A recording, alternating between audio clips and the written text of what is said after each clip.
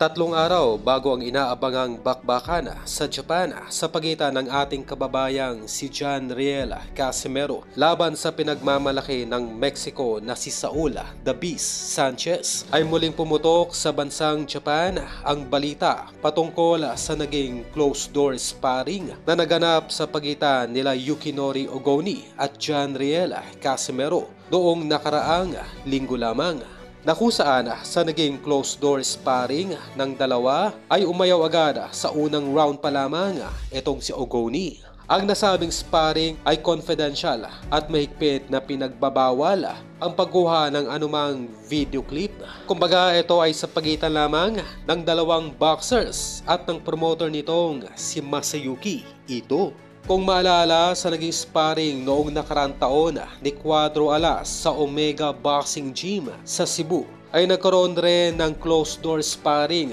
itong si Casimero kontra Dave Apolinar. Ito ay unang itinago dahil ito nga po ay isang mismatch sa pagitan ng isang average at elite fighter. At upang maiwasan na lumabas sa social media ang anumang posibleng kahiyang sapitin nitong si Apolinar, subalit kalaunan nga po ay inilabas rin ang video ng naturang sparring na kung saan ay umamin na rin mismo itong si Dave Apolinar na ito nga po ay nabugbog ni Cuadro Alas at nagroge sa kanilang naging sparring. At sa uling balita ay kinumpirma ng promoter ni Casimero na susubukan ng alaga nitong si Cuadro Alas na patulugin sa loob ng 3 rounds itong pambato ng Mexico na si Saul Sanchez, na kung saan ay kailangang bumawi ni Cuadro Alas sa Treasure Boxing Promotion mula sa naging huling 3